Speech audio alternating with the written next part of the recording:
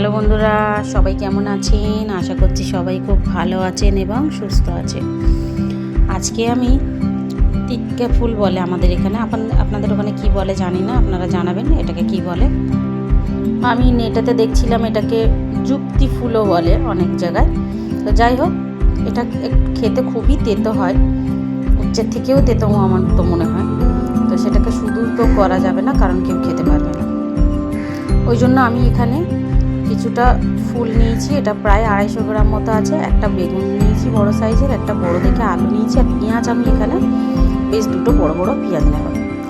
নিয়ে এগুলোকে আমি সব ভাজা করব, যার কারণে আমি কিভাবে ফুলটা ভাজতে হয় সেটা একটুখানি দেখিয়ে দিচ্ছি, আপনাদের সঙ্গে শেয়ার করছি। গোটাটা শুধু ছাড়িয়ে ফেলে দিতে হবে এবং ফুলগুলোকে নিতে হবে। তা প্রথমে আমি ওইগুলোকে কেটে ধুয়ে পরিষ্কার করে একটা চুবড়িতে ছাড়তে দিয়েছি।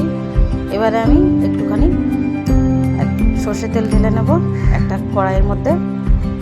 প্রথমে আমি একটুখানি সর্ষের তেল দিলাম, ওর মধ্যে একটা কাঁচা লঙ্কা ছিঁড়ে দিয়ে দিলাম।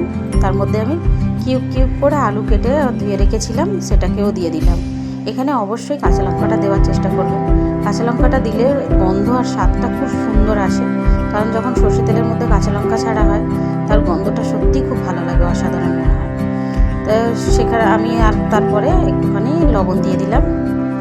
লবণটা স্বাদ অনুযায়ী দেবেন, কারণ এর পরেও আর একটু লবণ দেবো আমি, সেই জন্য অল্প করে দিয়েছি। এবার বেশি করে একটুখানি হলুদ গুঁড়ো দিয়ে দিচ্ছি, যাতে কালারটা সুন্দর হয় আর দেখতেও ভালো লাগে।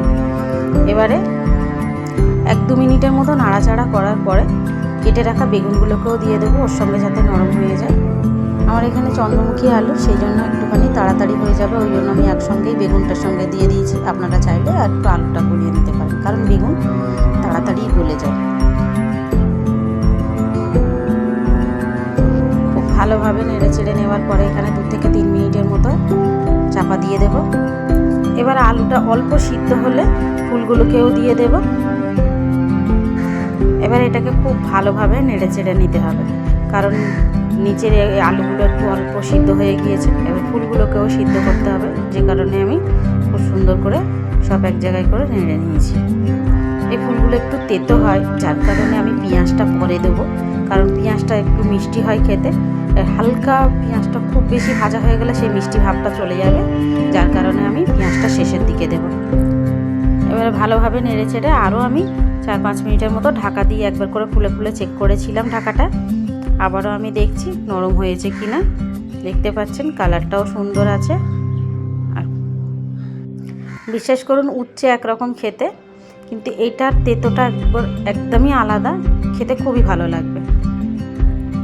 এবার আমি পেঁয়াজগুলোকে অল্প কিছুটা, ওই 70% মতো সিদ্ধ হয়ে গিয়েছে সব কিছু, সেই অনুমান করে পেঁয়াজটা দিয়ে দিয়েছি। পেঁয়াজটা একটুখানি ক্রাঞ্চি ভাব থাকবে, আমি নামিয়ে নেবো, তার কারণ পেঁয়াজটা খুব বেশি ভাজলে জিনিসটা মানে খুব একটা মিষ্টি মিষ্টি হবে না, মানে তেতোটা বেশি হয়ে যাবে। এবার আমি ভালোভাবে নেড়ে ছেড়ে এটাকে আবারও একটুখানি ফুলটাকে চেক করে নেব, যে ফুলটা সিদ্ধ হতে কতটা বাকি। এখানে দেখতে পাচ্ছেন আমি ফুলটা তোলার চেষ্টা করছিলাম, যদিও হচ্ছিল না। ফুলটা একটুখানি বাকি ছিল, আমি কিছুক্ষণ নেড়ে আবারও ঢাকা চাপা দিয়ে দেবো।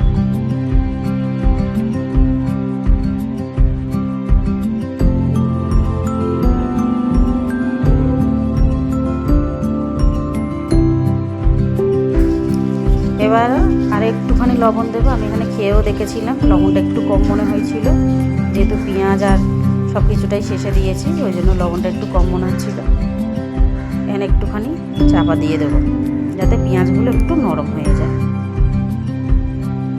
এই জিনিসটা আরও একটুখানি 2-4 দিন আগে খেলে ভালো হতো, যেহেতু রোজা চলছিল ওই জন্য খাওয়া হয়নি। তো দুপুরবেলার ভাতের সঙ্গে খেতে বেশি ভালো লাগে, সেই জন্য এখন খেলাম। এটা খেয়ে খুব ভালো, মানে উপকার শরীরে, বসন্তর জন্য বিশেষ করে সবাই খায়। এটা শরীরের উপকারের জন্য আপনারা খেতে পারেন, তবে খেতে টেস্ট হয়, খারাপ হয় না। ঢাকাটা খুলে দেখলাম পেঁয়াজগুলো বেশ নরম হয়ে এসছে। এর মধ্যে আমি একটুখানি জিরে মরিচ আর একটুখানি শুকনো গুঁড়ো লঙ্কা দিয়ে দিলাম, যেটার কারণে কালার আর স্বাদটা খুবই ভালো লাগবে। এবারে একটুখানি হালকা করে মানে 2-4 মিনিট ধরে নেড়ে নিতে হবে। এটা একদম সিম আঁচেতেই করবে, যাতে আঁচটা বেশি হলে পরে পুড়ে যাবে জিনিসটা। ঢাকা দিয়ে আমি আবারও 2-1 মিনিট রেখে দিয়েছিলাম। আপনাদের আন্দাজ মতো পেঁয়াজটা একটু নরম হয়ে গেলেই নামিয়ে নিলে হবে। পেঁয়াজটা নাড়ার জন্য মানে দেখার জন্যই আবারও একবার করে নেড়ে নিচ্ছিলাম। এইভাবে আমি 2-1 বার করে করেছি, কিন্তু বেশিক্ষণ একভাবে চাপা দিয়ে রাখা যাবে না, যার কারণে তলায় লেগে যেতে পারে।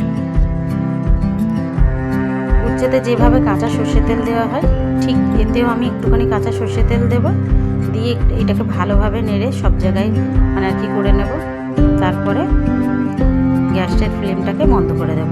এটা একবার হলেও শরীরের জন্য অন্তত একবার খেয়ে দেখবেন আর আমাকে জানাবেন কেমন লাগলো।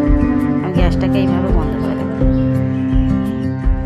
আমার এই ঘরোয়া পদ্ধতিতে রান্নাগুলো যদি আপনাদের ভালো লাগে প্লিজ আমার চ্যানেলটাকে সাবস্ক্রাইব করবেন এবং লাইক করতে ভুলবেন না। Thank you.